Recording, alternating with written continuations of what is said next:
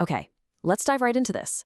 Welcome to today's explainer of Lesson 11, where we're going to focus on Chapter 5, Electrocardiographic Principles, and Chapter 6, Diagnostic Imaging Sources. Today we're basically stepping into the shoes of the ultimate medical detectives, emergency toxicologists. Imagine a critically ill patient rolls through the ER doors, poisoned by something completely unknown. It's absolute chaos. The doctors are racing against the clock, and they absolutely cannot wait hours for specialized lab results. Instead, they have to decode the invisible using immediate frontline tools. So, we're going to see exactly how these medical professionals use ECGs and diagnostic imaging to solve life-or-death toxicological mysteries. Here's a quick look at our detective's manual for this explainer. 1. Unlocking the toxic mystery. 2. Decoding the electrocardiography. 3. Identifying specific toxidromes.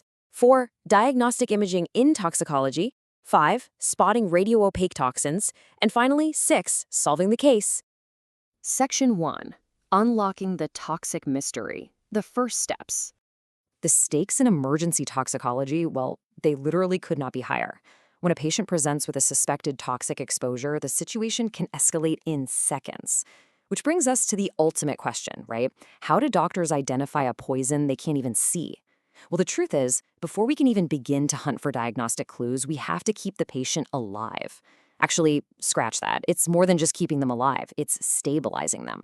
Because you can't diagnose a toxin if the patient doesn't survive those critical first few minutes in the emergency department. So, the absolutely crucial point here is that the very first step in managing a suspected toxic exposure is always securing the ABCs: airway, breathing, and circulation. Toxins can cause profound hemodynamic instability. We're talking wild, life-threatening swings in blood pressure, along with respiratory depression and serious dysrhythmias. Only once these extremes are stabilized can the physician safely move on to actually gathering clues.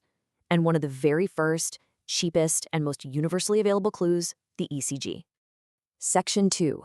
Decoding the electrocardiogram, the electrical clues. The ECG is ubiquitous in emergency departments. It's everywhere, and it provides a phenomenal window into a poisoned patient's cardiovascular status. Now, what's really interesting about looking at a normal ECG is establishing our baseline. You have the P wave, which represents atrial depolarization. Then you've got the sharp QRS complex, that's your ventricular depolarization. And finally, the T wave, which is ventricular repolarization.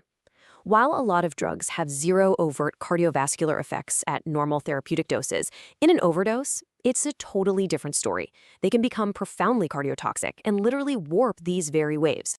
But to understand why these waves change, we have to zoom way in. We need to look at the micro to macro shift. The ECG complex actually maps perfectly to the invisible cellular flux of electrolytes zipping across the heart's membrane. Notice how the massive spike of phase 0 in the action potential, which is driven by sodium rushing into the cell, correlates directly to that sharp QRS complex we just talked about. Later phases involve calcium and potassium fluxes that govern the ST segment and T waves. When toxins block these specific ion channels, the ECG squiggles stretch, sag, and warp in a highly predictable ways. It's like a giant electrical puzzle. Section 3. Identifying specific toxidromes. Reading the squiggles. So, what's a toxidrome? It's simply a toxic syndrome, a constellation of clinical signs pointing to a specific class of poison. Let's look at a classic presentation. Tricyclic antidepressant, or TCA, poisoning. TCAs block those fast sodium channels we just mentioned, and when sodium is blocked, ventricular depolarization slows down, giving you a significantly widened QRS complex. In fact, if that QRS duration stretches beyond 100 milliseconds, it warns of impending seizures, no joke. And check out the rightward axis shift at the very end of the electrical signal, specifically that prominent positive R wave in lead AVR. For a medical detective, that is a massive, blinking red flag. Now here's another really distinct electrical footprint known as the Brugada pattern. If you look at the right precordial leads, V1 and V2, you'll see terminal positivity. That's an upward spike at the tail end of the QRS complex, combined with ST segment elevation. This specific pattern acts as a major signature for poisoning by sodium channel blocking agents, things like certain antidysrhythmics and even cocaine.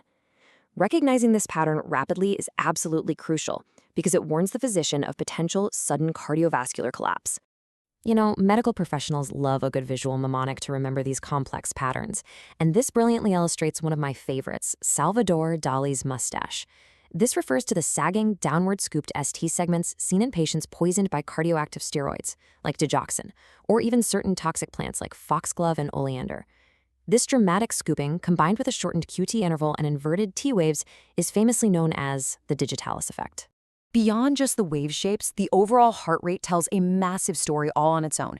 We can broadly categorize toxins by whether they speed the heart up or hit the brakes. Tachycardia, a really fast heart rate, is a hallmark of sympathomimetics like cocaine or amphetamines, which flood the system with adrenaline. Contrast that with bradycardia, a profoundly slow heart rate. This is classic for calcium channel blockers, beta blockers, or the digitalis we just mentioned, which directly depress the cardiac pacemaker and inhibit AV nodal conduction. Section 4. Diagnostic Imaging in Toxicology. Seeing the Invisible. All right, shifting gears from electrical clues to anatomical visual clues, we need a really quick physics definition. Now, you might not think of a radiologist as a toxicologist, but X-rays and CT scans play a game-changing role in confirming diagnoses, detecting complications, and physically tracking the movement of a poison. The key word to know here is radioopaque. This describes substances that are thick or dense enough to literally absorb or block X-rays. Because the X-rays don't pass through to the film, these substances appear bright white against the darker surrounding soft tissue. The exact opposite is radiolucent, like air or certain hydrocarbons, which let X-rays pass right through and appear black. Section 5. Spotting radioopaque toxins. What shows up? Here's the thing. Not every single pill a patient swallows is going to show up on an X-ray. A lot of them dissolve rapidly or simply aren't dense enough, but toxicologists have a specific toolkit to identify the ones that do. To remember it, our medical detectives use the mnemonic CHIPES, C for chloral hydrate, H for heavy metals like arsenic, lead, and thallium, I for iron, which is a very common and super dangerous pediatric overdose, P for psychotropics, specifically phenothiazines, and finally ENS for enteric-coated and sustained-release preparations. So if a doctor suspects an iron overdose, a quick abdominal X-ray can confirm the ingestion and immediately guide aggressive treatments to flush out the GI tract. Section 6. Solving the case, the visual payoff. Let's pull all of this together with some actual, undeniable radiographic evidence from the medical literature. This is where the density of a toxin provides the ultimate visual payoff. In one instance, an abdominal radiograph shows swallowed liquid elemental mercury. Notice how remarkably radiopaque it is. It appears as bright white, scattered droplets distributed entirely throughout the patient's bowel. But now, contrast that with a chest X-ray following an intravenous injection of elemental mercury. The heavy metal has literally traveled through the bloodstream and become physically trapped in the tiny vessels of the lungs, creating a stark, metallic pulmonary embolism. It's a heavy, tragic visual, for sure, but it demonstrates precisely how radiography allows us to visualize the physical location and severity of heavy metal poisoning instantly. So, we've flipped through the detective's manual. We know how crucial it is to secure the patient first, how to read the altered electrical squiggles of an ECG, and how to use X-rays to spot dense, hidden poisons. But it leaves us with one final, pretty provocative question. We can spot the macroscopic, electrical, and visual clues of toxins, but how do we treat them at the microscopic cellular level? When sodium channels are completely blocked, or heavy metals are wreaking absolute havoc in the body, what specific cellular antidotes do toxicologists deploy to reverse that invisible damage? Well, that is a mystery for another day. Thanks so much for joining me on this explainer. Keep learning, and I'll catch you next time.